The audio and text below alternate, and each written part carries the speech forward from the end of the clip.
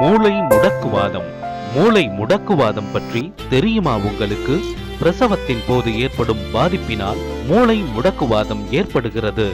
மூளை முடக்குவாத பாதிப்பின் அறிகுறிகள்: 3வது மாதத்தில் குழந்தைக்கு தலை நிற்காமல் இருப்பது, 6வது மாதத்தில் தவழாமல் இருப்பது, 6 மாதத்தில் குழந்தை தானாகவே உட்காராமல் இருப்பது, 9வது மாதத்தில் தானே முயன்று குழந்தை நிற்காமல் இருப்பது, 12வது மாதத்தில் குழந்தை தானாகவே நடக்காமல் இருப்பது.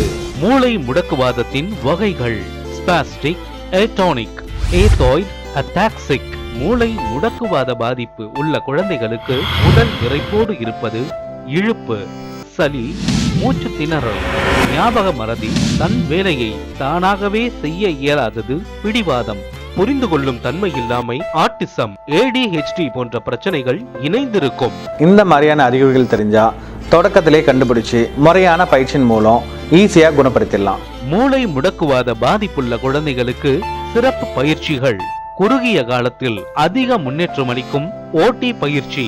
மூளை முடக்குவாதம் பாதித்த குழந்தைகளின் மற்ற பாதிப்புகளையும் சரி செய்யும் பயிற்சிகள். வயதிற்கேற்ப பயிற்சியின் நேரத்தை அதிகமாக்குவதன் மூலம் விரைவில் நல்ல முன்னேற்ம் கிடைக்கும். அக்கறையோடும் அனுபவத்தோடும் மக்கள் நலன் கருதி வெளியிடுவோர் விடியல் புனர்வாழ்வு மையம், 2/46, 2வது மெயின் ரோட், கனகசபை நகர், சிதம்பரம். போன் 9942032893.